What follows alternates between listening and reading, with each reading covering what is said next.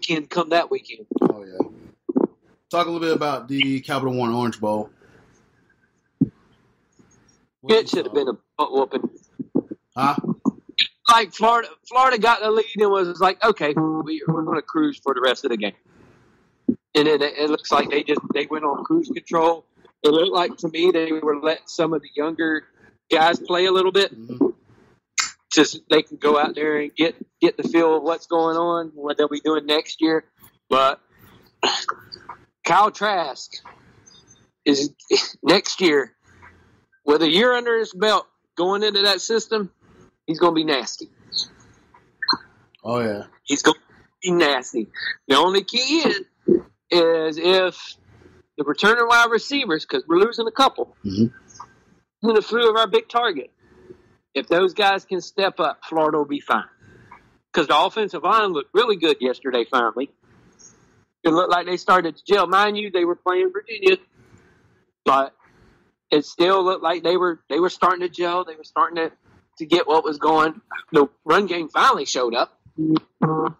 And P. Ryan going, if I'm leaving, I'm going to go out with a bang. He's like, I need to up my draft stock. He's got some. He's one of the best pass catching running backs Florida's ever had. Mm-hmm. He's right up there with Eric Rhett and Fred and them. He's right there. He can catch the ball better than any running back. Right up there in Florida history. He's been very good with that. So I think he'll have a nice little niche whenever he gets in the NFL. Van Jefferson and all of those guys. We had one. I think they asked Van Jefferson after the game, how does it feel that this was his last game and everything? He goes, I wish I would have came here all 4 years. Transferring. He goes, if I came here all 4 years, I would have been better off. Wow. Which says a lot. But it says a lot about Dan Mullen and what he's doing at Florida now in 2 years. Mm-hmm. In 2 years, he's took it for a 4-win team to a 10-win team to an 11-win team. And that's in 4 years. I mean, that's in 2 years that he has done that. He's got a good recruiting class coming in. He's been doing well with it.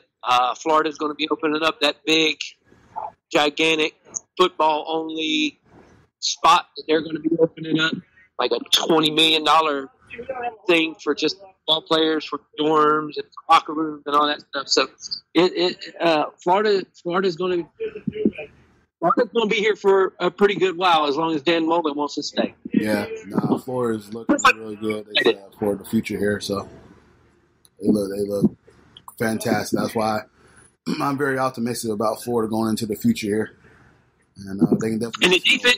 And the defense just continues to reload, and we see that the corners were still good.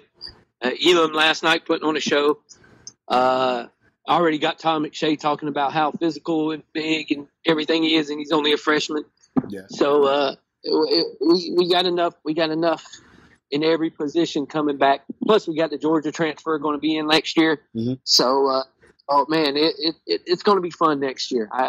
I really can't wait until football season starts back up. But that's always me when football season's over. That is you. But yeah, they look good, man. I watched them a little bit in the second quarter and a little bit third quarter. I had to watch my Magic lose to the freaking Hawks, but I did change over a few times to watch the game, and I was like, man, they're in cruise control. I said, Florida got this. They went it. You could tell they went into it. Mm-hmm. But they still scored 35 points. Yeah. When's the last time we even or like? Now Florida's scoring 35 points. They scored 35 points. Remember when we go, damn, we got 20. All right, shit, we should win. Exactly. Now it's like, oh, okay, not bad. Now it's like, oh, we got 35 on them. Oh, good shit. It's crazy what Dan. I cannot say nothing but good things about Dan Mullen. If people are mad, his job is to beat Georgia. No, his job is to win football games. Yep. This year, October was the toughest schedule of any football team in college football. That was a gauntlet. That one was stupid. And they almost came away with a win at LSU if it wasn't for a fancy, and a win against Georgia if it wasn't for a fake catch. Man, we played our worst game against Georgia and still almost beat Georgia. Best 2-loss team in the country. I've been saying that for a while. They were. Florida was, and they're going to be good, and I think they'll be good next year. They'll probably be ranked in the top 5 again to start the year. Mm-hmm. I'm looking forward to it. Definitely. All right, man. Well, before we go, man, this is the end of a decade. 2010 to 2019 will conclude tonight. So I want to get Kevin thoughts on this decade, sports-wise. Any particular favorite sports moment, down sports moment that you want to talk about this decade as we close? I think my favorite sports moment was getting to go to New England. I think that was my highlight for the decade. I know my basketball team won championships and shit like that, but getting to go to the AFC Championship game and sitting there watching the game and stuff, that was even though we lost, that's still one of my favorite things I got to do. Plus, every time I get to go to a football game or any sporting event in Austin, that's always my favorite moments, is because you get to go with him and you get to see him progress from being a little kid who didn't care, who was just happy to go, to now he sits there and watches and yells and screams and enjoys the game because he's playing it now and he wants to learn, and it's fun because he's 9. So I've had him this whole decade. So it's been fun to watch him progress to where now he'll sit there and watch football and scream and yell and ask you questions about what's going on. Right. Him and Nicole, I have to answer questions every game about what's going on. So it's just been fun. But that's my favorite sports thing was going to the game, but my favorite thing overall has been able to enjoy sports with him now because he enjoys things like that. Gotcha. I got quite a few. This decade, I kind of got around a bit to different cities and stuff like that. So I lived in Boston for a little bit, and going decked out in Magic gear to watch him play in the Garden. I'm gonna tell you what, man, it was pretty cool walking around the Garden and looking up and seeing all those banners and seeing the history there. And here I am, just rooting for a team that's been around at that time, probably about 25 years in existence. And just decked out in Magic gear, just getting booed by these rowdy Celtics fans. And they ended up beating us pretty bad, but being around there was pretty cool. One of my favorite. Now, Kevin's is a baseball guy. I kind of watch it here and there in the World Series. So I know y'all gonna kill me. I'm kind of like, when I lived up there, I'm like a closet Red Sox fan. I kind of root for him a little bit because I lived there for a few years. But he jumped on the wagon, people, is what he's trying to say. yeah, so I admit it, but I don't really follow him like that. And then when they do well, I kind of just try to keep tabs on them. When they do well, he wears the hat around him. When they don't do well, you don't even know he has a hat. So I kid you not, one of my best experience was going to Fenway Park and hearing them play the organ. And watching the scoreboards that they have, the old style scoreboards, and them saying Sweet Caroline. I remember I walked and I got goosebumps in my arms. I'm like, what is going on like this right now? Because I'm not really the biggest baseball fan, but this is like a legendary feel. And so I was like, and ironically, I was playing the Tampa Bay Rays. They was playing the Tampa Bay Rays. I am decked out. My friends like, man, you better take that hat off back home and stuff like that. But it was awesome to see that. And another one, I flew out to Denver to watch. You can't forget that one. Yeah, of course. I flew out to Denver, and they was playing the Vikings. So it was Peyton Manning versus Adrian Peterson, who was still at his prime at the time. You had a high time. Yeah. Hey, Mile High Stadium. So, but just going there, the game was close. And I remember that, Denver won barely on the field goal. And just being there and experience that was just on cloud 9. Just go watch a football team. Yes, I watched them play here in Jacksonville, and I watched them play in Tampa. But to sit there and watch them at a home, and the whole thing where I hear it on TV, that pass is incomplete, and just chat with them was just awesome. And then, of course, and to be the only black guy there was probably a good experience. It was a lot of Latinos. I'm gonna just say that. So,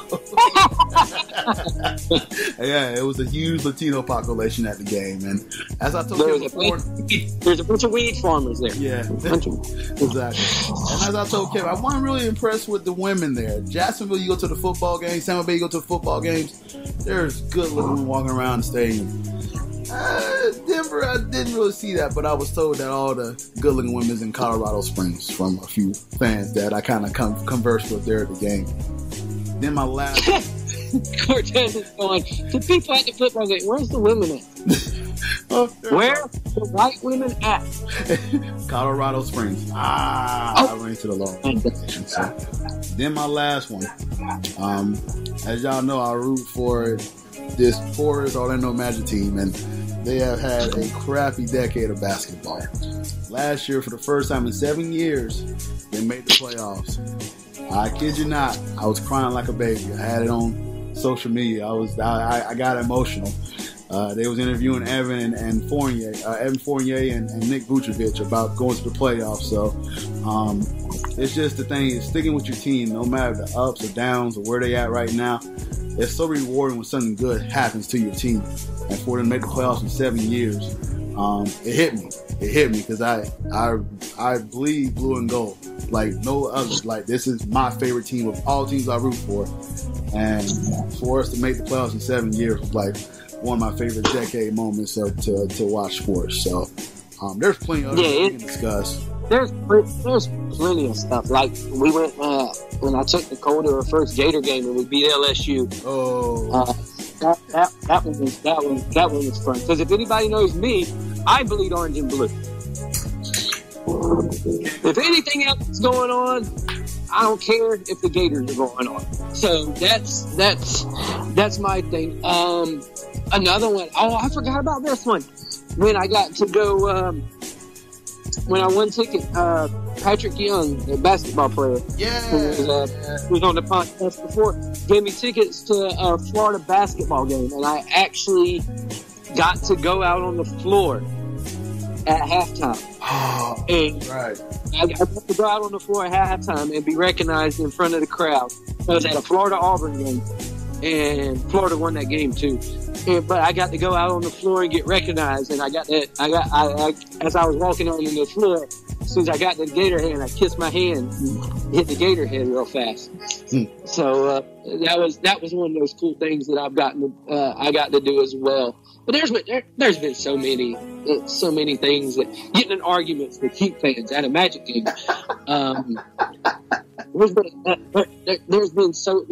There's just been so many fun experiences that I've gotten to do over the past 10 years of over this past decade when it's come to sports. Tell me your reaction. Tell me your reaction over the Ray Allen shot. Oh my God! Holy shit! That was freaking retarded. I hugged everybody. Kevin lost it, man. He lost it. He's like, oh my God! Cortez is like, oh shit! And I'm like, oh my God! I just remember I was in Boston on Twitter, and I just saw Kevin like, oh my God! Oh my God! The Florida NCAA tournament game. Yes. Wisconsin, while we and you were watching it at the house. Was that Christian Chiosa makes that 3-pointer and ends it, and we run. Moms they could hear us. Dude. At the house, inside the house. Dude, I still got that video from Snapchat. Hey, are you hear me going back? He was like, I had said something. You hear Kevin like, cheese. It's been so many fun. It's been so many fun things, and the fun part is that you get to enjoy it with your kids. Like that's always been a fun thing because I hate enjoying moments by myself. Like, but I'll enjoy it if I can. Like, I woke everybody up when Ray Allen made that